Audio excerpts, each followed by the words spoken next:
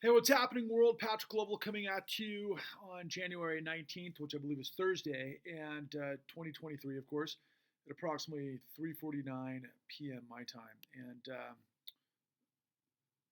the you know the spectrum of stuff is just pretty amazing, really. I mean, I just found out that David Crosby passed away, and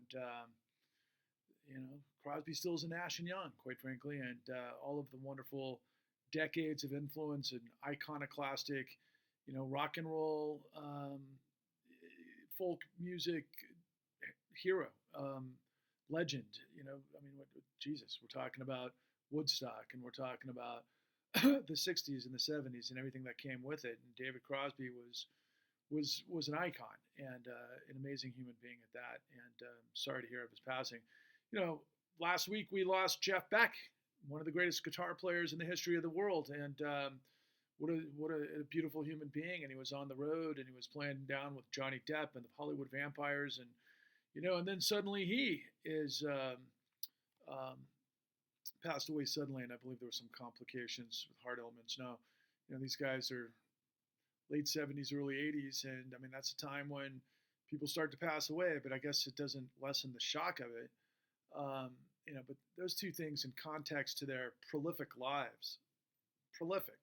And I can imagine, in those days when they first came up, the conservative air of, Americans that, were pretty much living in a square box, looked at their creativity and their genius, and it drew a lot of people out, of course, but then there were a lot of people who didn't know quite what to do with their creative genius and probably looked at them as I don't know, rebellious, radical, something outside of the mold, and they were geniuses at that. And they ultimately became, these incredible humans that continued to gift the world with their brilliance for decades.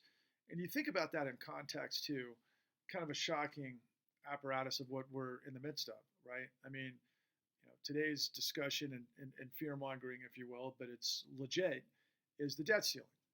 And I'm going to tie in another celebrity sort of connection in context that might seem like a stretch at first, but it's not really. And there's a lot of parallels. And I'm going to bring it full circle to this freaking insane clown, George Santos. And some of the things that are continuously being revealed about him. And I'll, kind of just mention off the top. I mean, George Santos, in the last, I think, 24 hours, had been accused of, God, what was he? He was like a burlesque trans dancer in Brazil, and he was, stealing money in Brazil in some sort of theft, and then he got involved with a GoFundMe account for a veteran and his dog, and dying dog, and try to save the dog, and instead of using the money to go to the veteran, he was pocketing it, and it's just so horrifically, inhuman with this guy, this waste of space, this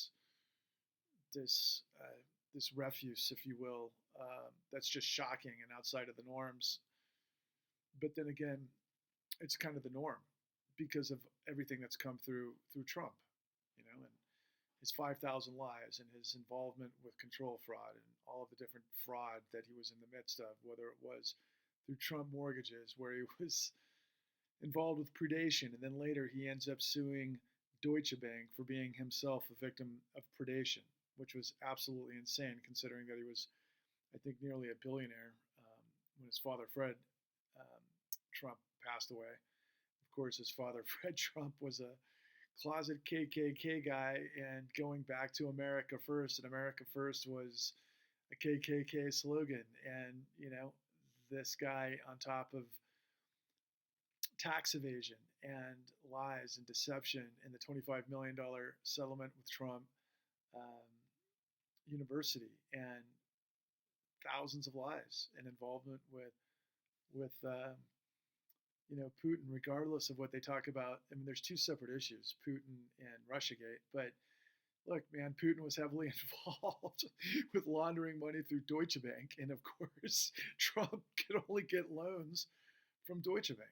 And, as people like Matt Taibbi reveal on the Twitter files, this crazy consortium of the CIA and FBI, the intelligence apparatus, and censoring certain extreme elements of our society. I mean, I think we should, have Trump in prison, let alone have a platform. And that goes to this guy George Santos. And you think about it, and lying is not illegal, except if you lie for money, which is fraud.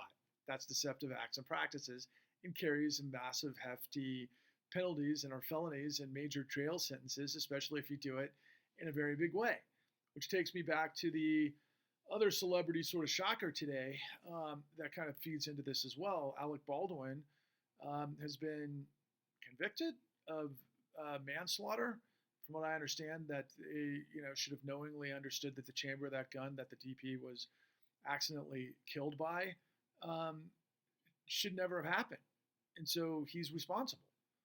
But if you think about that sort of action in comparison to what actually happened, which is a horrific tragedy and seemingly an accident to me, but also if you had common sense and you had people on set that were doing their job correctly, probably wouldn't have had those chambers, filled with bullets, live bullets, and could have been preventable. But what do you think the 2008 crisis was, to the tune of tens of millions of documentation fraud and liar's loans through deceptive acts and practices based on fraud, criminal theft by deception, tens of millions of felonies? And so I continue to see over and over and over people in mainstream media cherry picking or acting aghast or like, are you kidding me? What kind of situation are we in? And then they begin to talk about, for example, the debt ceiling. And they're like, oh my God, these are just, we're just paying bills and expanding, the credit bubble debt for, things that we've committed to already, right? Which is true. And that includes, of course, military payments to the personnel, as well as, pensions and Social Security and all aspects of society that if they don't expand the debt bubble, the debt ceiling, and I just read an article in the New York Times about, whether or not the president could actually, through the 14th Amendment, and I know that Obama was thinking about doing this, and I know that Janet Yellen is doing some, extraordinary workarounds to be able to pay the bills, but apparently like the drop dead X date is what they refer to it as, sometime in June. But anyway, markets are revolting anyway, not just because of that. It could be, as an excuse. It seems like, the big investors and the big investment funds and the private equity guys and everybody else, they're like light years ahead of everybody else. And so they know where to put the pressure and when they need to put the pressure, and cry to high heavens until they get their way, talking about a spoiled child syndrome. But I mean, that reminds me of the stuff that nobody knows about what happened in 2019, where we had a run in the repo markets where the Federal Reserve provided trillions of dollars of emergency liquidity, and nobody knows exactly why. But ultimately, when we're thinking about the debt ceiling and all of these Republicans, and of course, the ultimate hypocrisy is Donald Trump, I think, increased the debt limit 3 times while he was in office, and no Republicans were making an issue about it then, but of course they are now. And what they wanted to fund? They wanted to fund Social Security payments, people that have paid into their retirement their whole lives. For why? To steal it. For what purpose? To control people? To, ruthlessly hurt people that are the most productive in our society? And, yet do it with a straight face while having somebody like George Santos in Congress? I mean, it's not funny. I don't know. There's something that's going to happen to George Santos that is going to be hopefully to the level of what this guy deserves, honestly. I don't want to describe what I think could be possibilities, because I don't want to be accused of somebody who planted that or tried to ferment, something that would foment something that would happen to him in a way that would be tragic. But I mean, this guy is such a degenerate, stain. But it's like, what would you expect? And again, to kind of pull this stuff full circle, let's just think about the talent and the creativity. And yeah, they were outside of the box, but did David Crosby earn his living lying? Did Jeff Beck? No, they had talent. They were incredible. They moved people's lives. They changed people's lives. They provided people's lives so much value. It was extraordinary because they were just extraordinary artists. And everything that they did and they accomplished, I know for me, for both cases, was just extraordinary. And Alec Baldwin, this insane scenario that was obviously avoidable, but it's a great, analogy to just the nature of our financial system.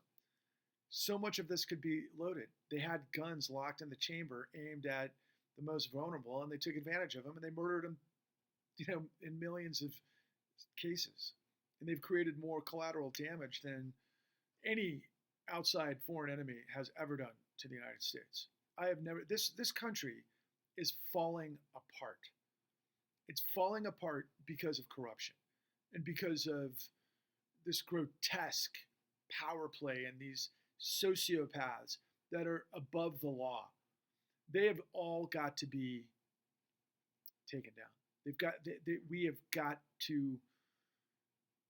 We've got to rise to the moment. They have a comeuppance coming that has to be, categorically to the level of the damage that they've done to the United States. Not just George Santos. George Santos has his comeuppance coming, and I believe Donald Trump and the rest of them. But I mean, Wall Street is at the apex of this list. And, to me, the other corollaries on the other side of this coin that we show in the con that are extremely important is that, in the run-up to the great financial crisis, when all of these liars' loans began to happen through what we call Gresham's dynamic, when perverse incentives, from the top down, we say the fish rots from the head, from the CEOs working on modern executive compensation, perverted the incentives to, reward people that would do anything possible to meet the number. So they would lie, steal, and deceit. They would do George Santos times tens of millions of times. And that's how they got paid. And that's how the entire system got paid until a train wrecked the world. And we ultimately gave that rotten, corrupt, criminal enterprise trillions upon trillions upon trillions illegally, backdoored from the Federal Reserve. And so as many people are up in arms about, oh my God, the debt ceiling, or the Republicans, we got to freaking, administer austerity. We've got to stop payments to, low-income people that get, Medicaid or Social Security. I mean, the people who paid in it their whole lives, and, any number of pensions and, works projects that, and everybody that's tied to, a government paycheck or check in general. And they want to bounce those checks, so they just don't want to pay them, right? Because you can't bounce the check because you can always, create the money. But, the threshold is the debt limit is, the United States can't go over a certain amount of debt servicing. And, they create an arbitrary sort of threshold, and then we always meet it, and then they always push it, and they'll do it again this time because in the end, as much as this circus of these lying performers in Congress, particularly on the right and the left, I would just say are mostly, in my opinion, bootlickers. I mean, they're just revolving door. A lot of them legal guys in and out, finance and regulatory type of scenarios. But as you move up the food chain, it's just like, look, I mean, everybody's funded by the same source, and that's what I've been trying to tell you all along. We're not a democracy. We're a corporate fascist state undergirded by a criminal syndicate. All of this other stuff is theater, and ultimately, the media is filled with a bunch of burger flippers. I don't know if I finished that analogy, but in the financial run up to the great financial crisis, they would hire people that worked in fast food.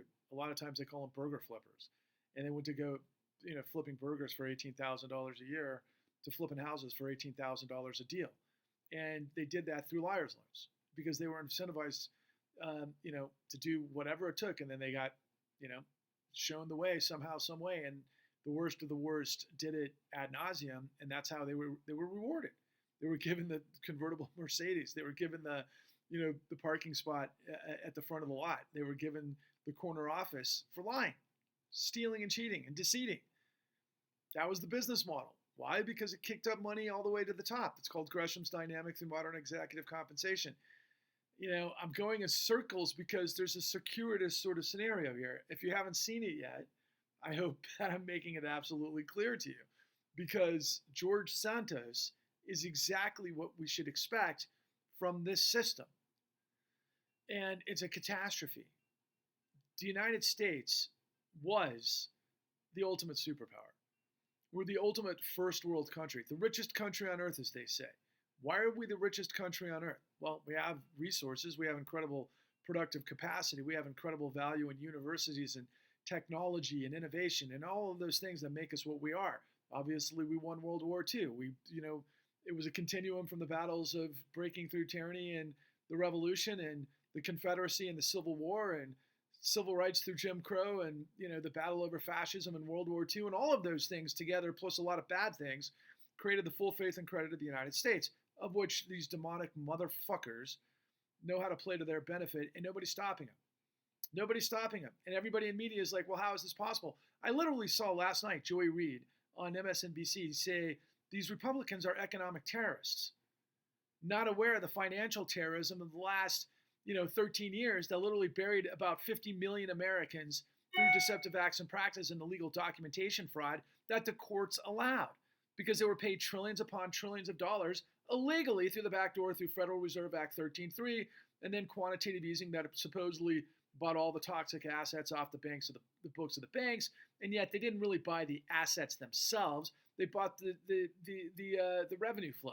And there's a lot of other craziness that goes in with the multi-revenue streams that happen in the derivatives products, which is another level of insanity. But that's who we are now. And nobody knows it. Nobody knows it. Nobody knows that Wall Street planted the fucking, bullets in the chamber of the gun that they pointed to the American people, and they set them up in a rat trap, and we pulled the trigger, and the damage is incredible.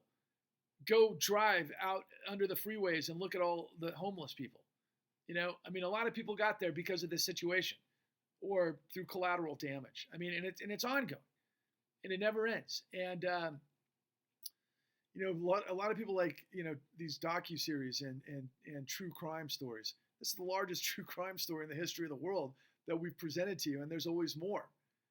And so as you're considering passing judgment on the debt ceiling and everything that constitutes, and you might be thinking to yourself, well, shit, if the government can't keep its books and orders, I'm forced to. They have to. And you start thinking about that, and then one day all of a sudden, you don't get paid. You don't get your pension. You don't get your fucking value of the house, and everything that goes by the wayside, and everything that you've worked for your entire career goes, sideways, and you're done. And you're like, well, who's going to save me now? While you were, I guess, rah-rahing the Republicans for, basically playing roulette with the country. Shame on you. Shame on you for not understanding how it all works. Now, when we use Federal Reserve Act 13.3 and quantitative easing to distort markets and send trillions of dollars to the criminals, that's not the idea. The idea for all of these emergency lending services and everything else is to save the country, in times of actual disaster or unmitigated disaster or unpredictable disaster, natural disaster, whatever the fuck disaster, but not inflicted disaster based on rotting criminality and liars and felons and conmen. That's who's in power. And that's why George Santos is in power, because Donald Trump set the mold, even though many of these people were doing this for a long time. It wasn't as brazen and out in the open. This is ridiculous. This is absolutely ridiculous. I hope I pissed you off. I hope you're starting to get a clear picture, the clouds, or it'd be a song by David Crosby. Could you imagine, on the deck of a sailboat and looking up to the Southern Cross and seeing the clouds part, and to suddenly have that moment of just pure ecstasy of clarity. I hope I'm providing that to you, because nobody else is, because they're all in on it. The burger flippers in media are the anchors. That's who they are. Alex Wagner, Rachel Maddow, even though she knows better, but she cherry picks some stupid shit because she's the director of communications for the Democratic Party, who's in on it with the Wall Street meritocracy. Tucker Carlson, Mr. Frickin' Tyson Chicken Family Fortune. Are you kidding me? That guy cherry picks like the best of them, and he's the most schwarmy guy I've ever seen in my life. But I have to hand it to the guy. The guy is very clever. He knows how to manipulate people that he needs to manipulate. And I guess, you know what? If you're making money from people watching you because you can manipulate them all day, Jesus Christ, man, it's sickening. But hey, that's the thing. And I need to remind you that in entertainment, you can lie. And per the defense attorneys for both Tucker Carlson and Rachel Maddow, they're entertainment platforms. Nobody expects the truth from those assholes. They've been self-proclaimed assholes. They're lying to you. I'm not lying to you. I'm telling you the truth. I'm telling you the truth of the largest criminal conspiracy and cover-up in history that buried millions of innocent people and gave trillions upon trillions of dollars to the bad guys so they can continue to do it. I don't think that's... I can't stomach this. How can you stomach this? How can you allow the rape and pillage of everything that matters in this country? How can you step aside and pretend like it doesn't exist? How can you put your head in the sand and pretend like nothing matters? How can you go along to get along and play ball with these guys that would actually vote somebody like George Santos in or the entire Republican Party? Marjorie Taylor Greene? Oh my God. Are you fucking kidding me? Jim Jordan? I mean, these people are out of their minds. And of course, Ocasio-Cortez Masto, I don't want to say that this is, a morally equivalent apples to apples comparison, but, I think that AOC is sharp. I think she sees, a lot of things that are important to her to get her, to the next level. I mean, I guess if anything, she knows how to read, the currents, in a way that she can surf them for her benefit. That's not what she got elected to do. She's famously, out there saying, look, I'd rather do it right and serve one term than get it wrong. That must have been a lie, because there's no way Ocasio-Cortez doesn't know what's going on. I've seen enough interviews with her that she knows how to play games. That's what she thinks this is. Congress is high school, and a really stupid high school at that. And same with our media. This is what's happened 3 generations after, the great sacrifice and the great generation and everything that preceded us to make us the strongest country in the history of the world, only for us to degenerate ourselves, to go through this massive rot, and I just remember back to, all of the people pointing fingers at, the hippies, and people that were like burning draft cards, and people that were like, what, we're not going to play this game, and we hate the establishment, and like, those people aren't a part of society. And a lot of those people did some great things, but then what do they ultimately become in the long run? A lot of them became Wall Street brokers, and a lot of them became part of the system. Shame on you too. You should know better. I've been to a lot of Grateful Dead shows, and I remember hanging out with what we used to call credit card deadheads, right? People that came from trust funds that would go around and party their ass off with the dead because it was fun. They might have been kind of loosely connected to some stuff, but like I think there was a lyric in one of my favorite Grateful Dead songs called "Throwing Stones," when the rich man the rich man's pants are pulled down and his cover's blown. Something along those lines were the lyrics. Ashes, ashes, all fall down. And the kids, they dance and shake their bones, and the politicians throwing stones, because it's all too clear we're on our own, singing ashes, ashes, all fall down. But the song ended and began with really the most optimistic part of it all. Imagine a bright blue ball just spinning free, dizzying with possibility.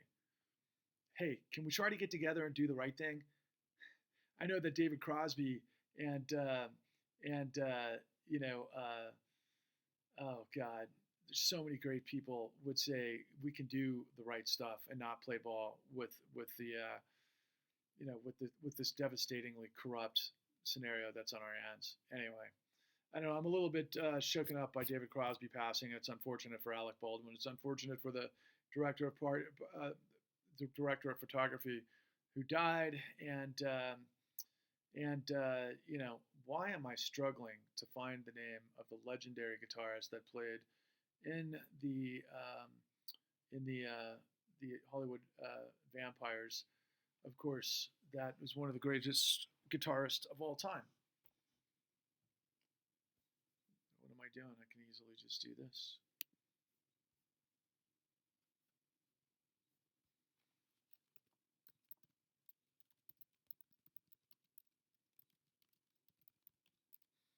Jeff Beck, Jesus Christ. A lot in my mind, the smorgasbord of my mind, guys. Hey, it's corruption. It's not rocket science. It's not rocket science, it's racketeering. When you have the truth, you're bulletproof.